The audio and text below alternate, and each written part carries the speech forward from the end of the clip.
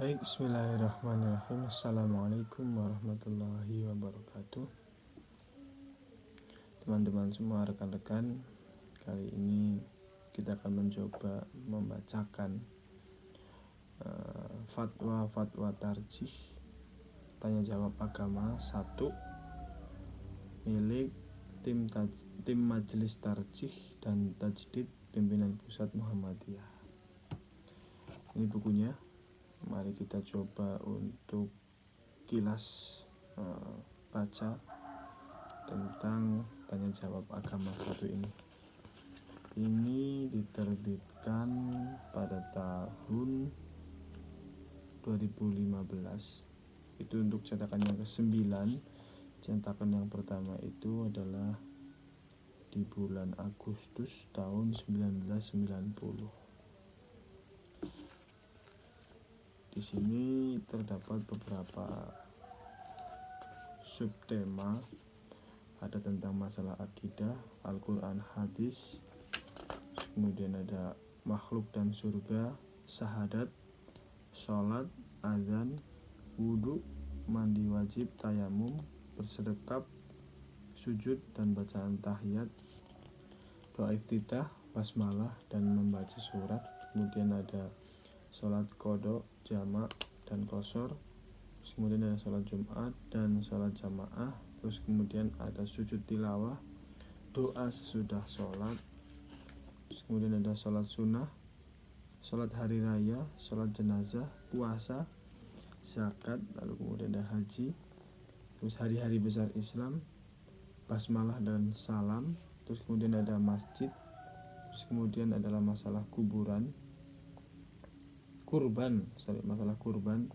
Terus kemudian masalah keluarga, perkawinan, ada makanan, kesehatan, ilmu, bunga, gadai dan suap, hubungan dengan non muslim. Terus kemudian masalah warisan, masalah maksiat, masalah jenazah. Terus kemudian masalah organisasi. Nah, itu yang terakhir. Baik, untuk yang pertama marilah kita bacakan tentang masalah akidah. Di dalam masalah akidah ini ada 10 sub.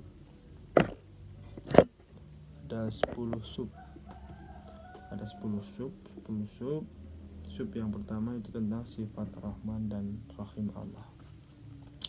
Baik, ada pertanyaan. Jadi pertanyaannya adalah bagaimana yang dimaksud dengan sifat Rahman dan Rahim Allah Subhanahu wa ta'ala.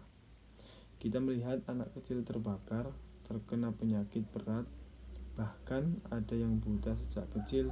Bukankah itu siksaan? Bagaimana sebenarnya? Nah, ini yang bertanya adalah dari Tabrun, Jalan Kom Elios Sudarso, Gelugur Kota nomor 96 OC Medan. Jawabannya adalah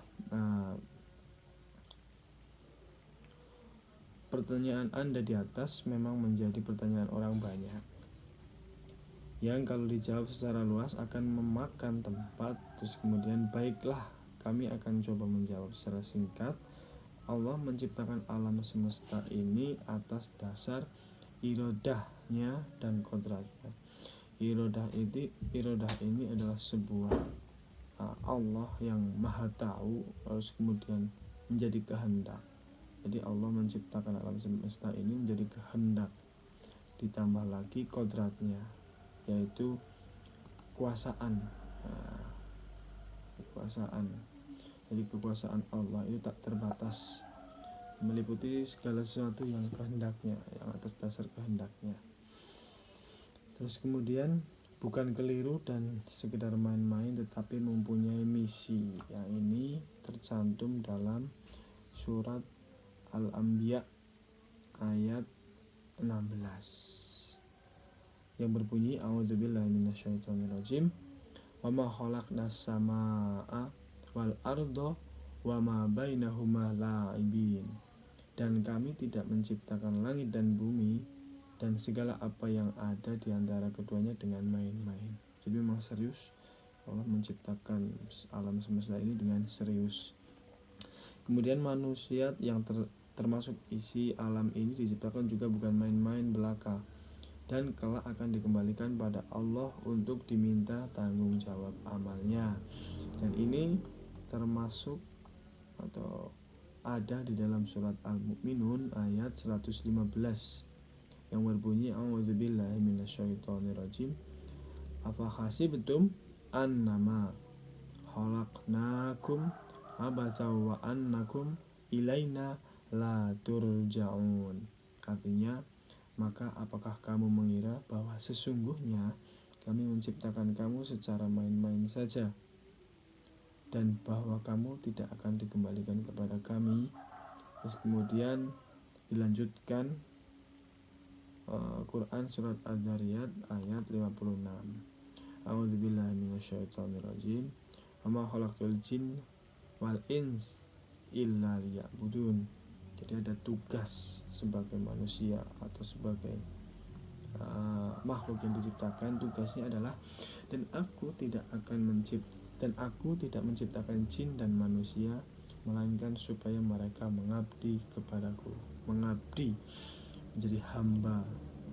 Terus kemudian kesemuanya itu dan ayat-ayat lain menunjukkan akan kekuasaan Allah sebagai sang Khalik dan manusia sebagai makhluk yang naif yang tiada kewajiban kecuali tunduk dan patuh menurut kemampuannya, dalam arti berbuat baik menurut kemampuannya dengan berusaha dan penuh pengharapan kepada Allah sebagai realisasi keyakinan manusia akan kekuasaan Allah di samping menerima apa yang diberikan kepadanya. Yakin apa yang diberikan oleh Allah kepadanya setelah berusaha dan berdoa adalah termasuk Rahman dan Rahim dan takdir Allah juga. Perlu diketahui bahwa manusia harus mengetahui dan yakin bahwa Allah mempunyai sifat-sifat yang harus sekaligus berada dan berlaku baginya. Di antara sifat-sifat itu adalah Rahman dan Rahim, dan sifat-sifat lain seperti tersebut pada surat Al-Hasyr ayat 22 dan 23. Lebih jauh dari itu, bahwa pemberian Allah yang berupa kehidupan dan mati bagi manusia hanyalah suatu ujian untuk diambil nilai kebaikan, dan mati bagi manusia hanyalah suatu ujian dan keburukan manusia tentang sikap dan amalnya, dan itulah yang akan dinilai bukan ditentukan secara fisik tetapi dan sikap menyerah dan ridhonya terhadap Allah yang diberikan kepada manusia. Karena penyerahan manusia secara fisik yaitu pasti seperti tersebut pada ayat 15 surat Ar-Ra'd, hanya yang akan dinilai itu ketaatan dengan hati yang penuh penyerahan kepadanya. Apa yang menimpa manusia pada hakikatnya adalah manifestasi dan sifat Allah yang ditujukan pada manusia yang dapat diterima sebagai rahmat. Kemudian sekaligus sebagai siksaan. Ada pula pemberian Allah yang berupa lahirnya kenikmatan, tetapi di balik itu juga sebagai siksaan yang akan mendatangkan kesengsaraan. Sebaliknya, ada yang lahirnya pemberian Allah sebagai penderitaan, tetapi justru itu yang akan mendatangkan kebaikan dan kebahagiaan. Walhasil, kesemuanya yang dari Allah merupakan ujian. Coba nanti kita periksa ayat 15 dan 16 surat Al-Fajr. Terus kemudian penjelasan lain, pemberian Allah kepada manusia kesemuanya merupakan kebijakan Allah dalam rangka pelaksanaan Rahman dan Rahim Allah, dan sifat-sifat yang lain untuk diterima dengan baik dalam arti yang menyenangkan harus disyukuri dan yang menyusahkan harus dijadikan sarana peringatan untuk lebih dapat meningkatkan perbuatannya lebih baik lagi. Di samping sebagai dorongan untuk terus berusaha lebih baik dengan penuh kesabaran dan tawakal. Tawakal bukan berarti menyerah, tetapi juga berusaha, dan usaha yang didasarkan hati tawakal itu pula yang akan dinilai. Yang kesemuanya itu dalam rangka beribadah dalam arti luasnya. Banyak hadis yang menjelaskan hal ini, antara lain riwayat Bukhari dan Muslim dan dari Anas bin Malik yang artinya, saya mendengar Rasulullah Shallallahu Alaihi Wasallam bersabda, sesungguhnya Allah telah berfirman, kalau kucoba hambaku dengan membutakan kedua matanya, ia bersabar, pastilah aku ganti kedua matanya dengan surga. Demikian termasuk Rahman dan Rahim Allah. Dan barangkali kalau tidak Allah memberikan penyakit pada manusia, belum juga ditemukan obat terhadap penyakit itu juga termasuk Rahman dan Rahim Allah bagi umat manusia. Di samping kodrat dan irodah serta sifat maha kuasa dan bijaksananya, bukan ditujukan kepada perorangannya, tetapi kepada umat manusia keseluruhan.